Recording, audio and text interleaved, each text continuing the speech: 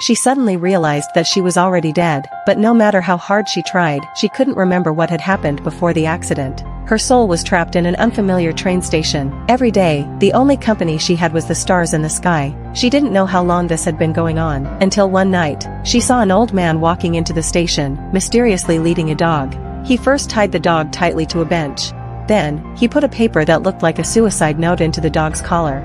In that instant, she understood what the old man intended to do. She desperately tried to persuade him not to do something foolish, but he treated her like she was invisible. Just then, the station security noticed the strange behavior. He also urged the old man to stay calm, but the old man ignored him. As the train slowly approached, the old man jumped onto the tracks without hesitation.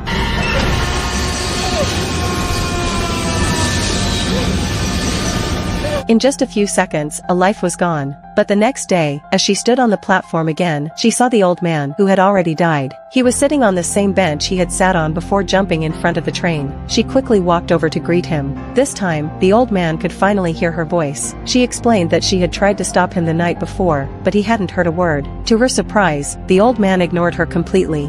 Watch me. He walked straight toward the oncoming train. The next second, he was blocked by an invisible wall. It turned out that they were both souls trapped in this place, but the old man refused to believe it. He walked to another exit, trying to leave, but once again, the invisible wall stopped him. Another night passed. The woman, as usual, watched the people coming and going. Suddenly, a woman with a panicked expression caught her attention. Curious, she sat across from her. She watched as the woman hung up the phone, then burst into tears. Seeing the tears fall from her face, she couldn't help but reach out her hand. But immediately, a strong force surged into her brain. In an instant, she remembered who she was and her loved ones.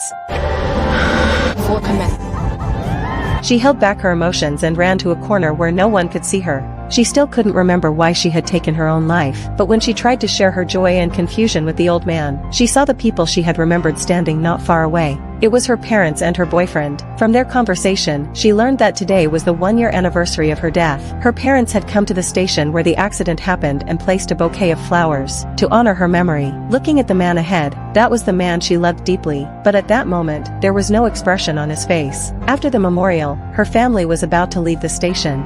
Don't leave me here! Reluctantly, she followed them, and unexpectedly, this was the moment that lifted the curse of being trapped here. I'm free!